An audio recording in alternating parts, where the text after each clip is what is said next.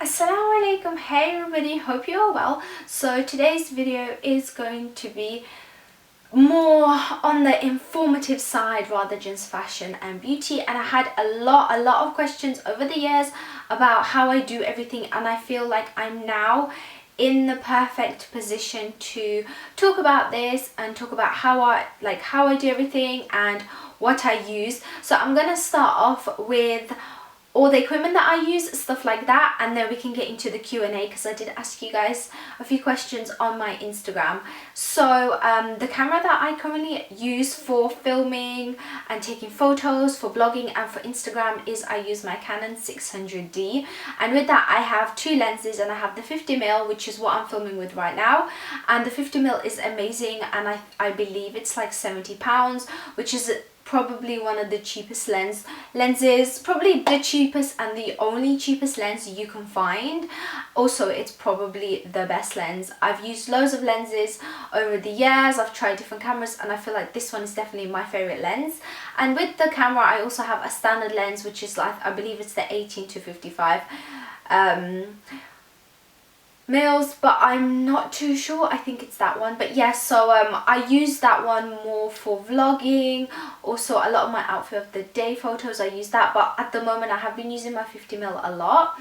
So, and my tripod is just a standard tripod. It's just a bit shorter than me. I would say it's probably like not even 5'4", it's probably like 4'9", something like that. I have been looking for a taller tripod, but it's really tough finding a taller tripod. I find that all the ones I've seen on Amazon are either exactly the same as mine, or they're more heavy duty and they're really thick and big, so I don't really want that. Anyway, so that's the equipment that I use. I also do use lights. I have two softboxes and I also have one ring light. My softboxes, I got them on offer. It was two for £70. I don't know what it is, but I know it's really good, it's really high quality and all that kind of stuff. And also the ring light was around about 200, maybe just a little over 200. I bought it like a year ago now. I don't really use the ring light as much anymore because I try and film in daylight. I love filming daylight. I hate using artificial light. I really don't like it. I personally, for me, find it unflattering. Also, I'm not too keen on it personally, and also now that I've moved out and stuff and I have my filming space, I feel like I don't need it anymore. And like, mashallah, I have a big window for this room, so I can use that and kind of open it up, so it's all good. Whereas before my room was really dark, that's why I needed artificial lighting. But I still do use lighting, especially for product photos, for all that kind of stuff. And I feel like I will link all the links to where I got everything from. But I feel like equipment is very important, and lighting is very important, but at the same time lighting isn't too important because you can always edit your photos. You can even edit videos. I personally don't like it because then I find sometimes I need to lighten up a video because it's too dull or too dark, and then I find that the quality goes down. That's the only thing I don't like. So I try not to edit my video footage as much as my photos. But lighting photos up and stuff is amazing. Just using the brightness tool changes the whole look of the image, and you'd be surprised at how much it does change. And also I do use my iPhone 6 for other photos as well, that I do some outfit of the days, like I don't carry my camera everywhere with me, so I do use my camera, so I use my phone for quite a lot of photos, and I do product photos with my phone as well. I find that the iPhone 6 is amazing. Also for vlogging, it is so good. And also I have a selfie stick as well, which I use sometimes for vlogging. I feel like I've covered all my equipment. I don't really have much equipment. I kind of make do with what I have. But I feel like if you are starting YouTube, try and get a good camera, even if you can like borrow it or something. I would advise you, because camera quality is everything. I did start off with a really crappy camera, and then I worked myself up, and I find that you should actually do that as well. There's no point investing loads into a camera and then you either don't follow through doing your channel or something like that. Like, I think you should just think about it wisely, I would say, and not just rush to buy a camera. So Aisha Hack asks, how do you get over the public staring while you vlog or take photos? I feel awkward just taking a picture of my food when I go out, lol. I think, like, if you take it seriously, then you won't feel that. Like, sometimes I do feel awkward, especially if I'm doing a photo shoot outdoor or if I'm filming outdoor, but I feel like if you're really passionate about it and you really want to do it, you will block all that out. Like, I did a documentary in Birmingham City Centre with Dutch TV just a few weeks ago, about a month or two ago, and literally I obviously did it in a place where everybody knew me, and it was just so awkward. When I got there, I was like, oh my god, this is going to be so awkward. But then when we start filming and stuff and people start looking, I just block it all out and I don't see people, I don't see anything. All I see is me and the interviewer, and me just trying to stay professional and because I feel like if you're thinking too much about, oh, that person's looking at me, this person's looking at me, everyone's looking at me, you can't be yourself in front of the camera, you know, or behind the camera, depending where you are. So I feel like you need to block that out and be like, because it comes back down to like the whole negativity. If you let that get to you, you will never be able to truly do it how you want to do it. And I feel like, especially doing something like this, you can't be scared. You need to take risks. It's all about taking risks, and just if you really love it and you're really passionate about it, I think you should just be able to do it. That's how I see it. Like, I've never really had an issue, and personally I don't care what people say or think, and more likely you will never see them people again. I'm sorry this video is a bit rambly. I haven't sat and talked in front of the camera for a while and I'm a bit like getting back into it. So tips and advice for somebody starting YouTube. I think you need to kind of look into YouTube, and depending on where you're gonna go into, like which genre, category of YouTube, you need to look at other YouTubers that are already doing it, and you need to see, okay, how are they doing it, what are they doing, and how can I improve what they're doing, because that's the whole point of YouTube. And I feel that's also how I became successful in YouTube as a hijabi YouTuber. That's because I started at the market when there were only two other YouTubers. Like, there was like literally 3 constant hijabi YouTubers. That was it. And you know, they were all much older than me. I was the youngest when I was starting, and I felt like I grabbed the younger audience. I was only 16 when I started YouTube, so you know, I kind of grabbed the younger audience, and that's how you get it. You need to look at what is missing and what new input can you put into there, what new idea can you bring, and it's all about that, because people want to see new things.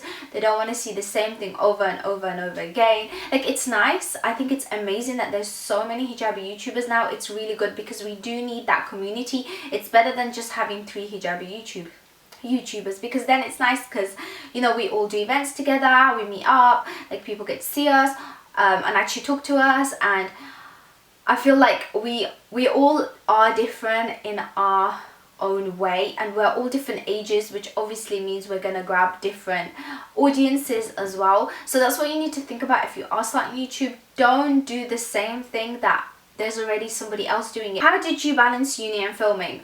That's a very good question, and I have to admit, especially being in my final year at uni, I personally didn't really balance it so well. I'm not the best person to say that, but then again, I did graduate, so I guess I did in a way. For me personally, YouTube and everything has always been more important than uni, because at the end of this, when I graduated, my degree wasn't going to get me a job. However, doing this YouTube thing is. So I always had that in my head, that YouTube is more important to me. And if I had an event and I had uni that day, I would go to my event instead of going to uni, simply. But then I was obviously very careful with how I kind of did that. I always made sure that if I was going to take the day off uni, I was going to be on top of everything. And I pretty much was on top of everything.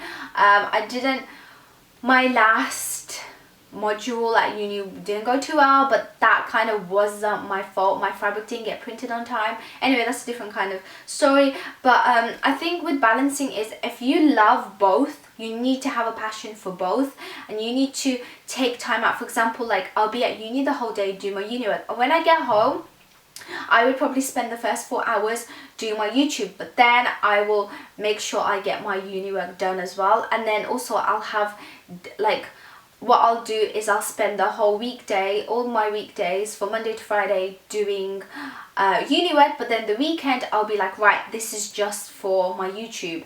And you can split your day into bits. And also I spend a lot of time at home, and I don't know, I guess I didn't sleep much as well. I was very nocturnal. Like, I used to be up all night, and I found that that's when I was very, like, productive. So I got my uni work done and my YouTube, and I spent a lot of time on it.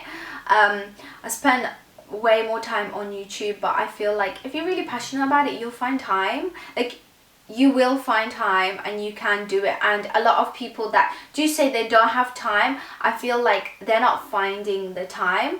And obviously, like, I'm not generalizing that. I'm saying it from a perspective, like, depending, like, my course was very hardcore, but I still found time because I'm so passionate about YouTube. I was like, you know what, instead of spending these 2 hours doing my uni work, I'm gonna film, and then that 2 hours I'll just stay up 2 hours later to finish my uni work off. That's kind of what I did. And yeah, I had a crazy, like, 16-hour hardcore just working every single day, like, schedule. That's kind of how I lived. I was very into both of them, and I didn't do anything else. Like, even socializing, I did not socialize that much, and if I did socialize, I made sure it was in, like, my free periods when I was at uni, and that's kind of when I did my fun times. And also I find that doing YouTube is kind of socializing, so when I went to my events, that was my socializing done.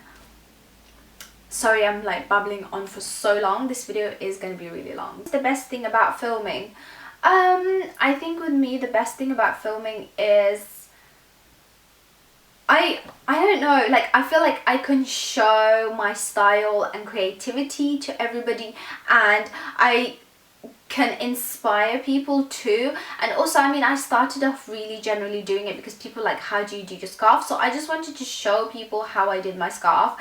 You know, I did not think it would be a big thing. I did not even ever imagine that it was such a big thing, and that I could actually make something out of myself just from doing that. And it's amazing because I get to stay in the fashion industry, but I get to stay as a hijabi under my rules, and I think that's the best thing about filming. I am my own boss, and I have a huge problem with working for people, so this kind of lets me be my own boss and lets me do what I want to do. Sanas Sino asked, what did you find to be the most effective way of pushing your videos out when you first started? What's the best camera to use for vlogging? So the best camera for vlogging is, there's like these Canon ones. They're really small and compact. They're actually smaller than my phone, but they're like 400, 500 pounds, and I personally wouldn't advise. Your iPhone is pretty cool for vlogging, but you would need a professional camera for filming, and I would say Canon is probably the best. So what's the effective way of pushing? Like I said, I became successful because I saw a gap in the market, and I kind of put myself in there, and because I started it at such an early time, I got in there. Whereas now, if you're starting it, it's much harder. But then there's a lot of gaps still that hijabis can still do that I think you can easily get into it. But yeah, I think what it is, you know, I got myself out there because I've also been on a lot of like TV programs, radio, kind of, you know, collaborating with, I've been in, the thing is, I haven't just stuck to one thing. Like, I haven't, like, for example, if you're a makeup artist, you kind of just roll with makeup artists.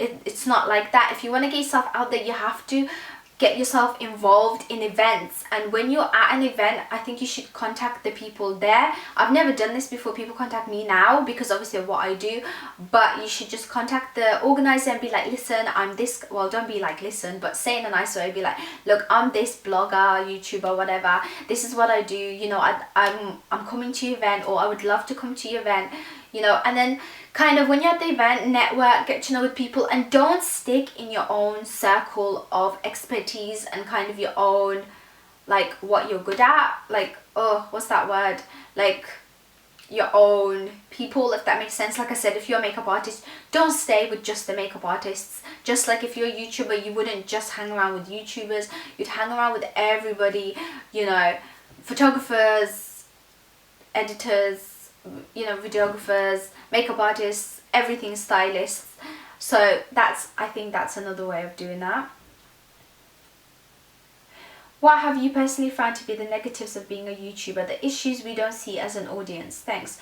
I think it's the constant battle of trying to be yourself, and I think it's the constant battle of trying to be a better Muslim. It's very difficult when you constantly have negativity pushed at you, where people are like, you're doing this wrong, oh, you're so haram. Like, all that on you all the time makes you doubt yourself, and it makes you really like, you know what, why am I doing this? Like, oh, I should just take my scarf off, because it doesn't even matter. And they really make you feel like that. And I think you need to have a very, very strong sense of yourself and a very strong iman as well to do it. It's very hard. I've had a lot of girls who have started, and they've told me about this, they've started YouTube and stuff, but they can't continue because the negativity have got to them so much. Or there's some YouTubers where the negativity has got to them so much that they're not as practicing anymore, or they've stopped doing some things because it's got to them that much. And I feel like that's really bad, and it really gets to me when I see other people struggling through that, because I'm just like, no, please don't do that. Then the negative comments are just stupid people. You just need to ignore it or delete it, because it really does get to people. Like, it doesn't matter how strong you are, it really still gets to you. Miss_Zany asked, any advice for those starting off in the blogging world and how to grow or keep growing, especially if one does not make YouTube videos? You don't have to make YouTube videos. It's just that people like to see visually, especially nowadays. Before, like when I started blogging before YouTube, it was all about writing, and everybody wrote like really, really chunky paragraphs. It was all about writing, it's all about reading. But now it's all about seeing visually, photos. So even if you're not on YouTube, that's fine. Have an Instagram with all your images. It doesn't have to be selfies. This is where I feel like people are so obsessed with the whole selfie thing. It does not have to be photos of yourself. For example, if you've got a makeup blog, you upload for pictures of makeup, more photos. You know, people want to see photos. People want to see things visually. And if you want to get yourself out there, like I said, you need to get in with other bloggers, you know, get into events and all that kind of stuff. You know, companies, just help each other out. So Moon Boutique _ asks, how do you feel looking back at your first videos, like, oh my god, look at my silly face, etc.? Even feel tempted on deleting?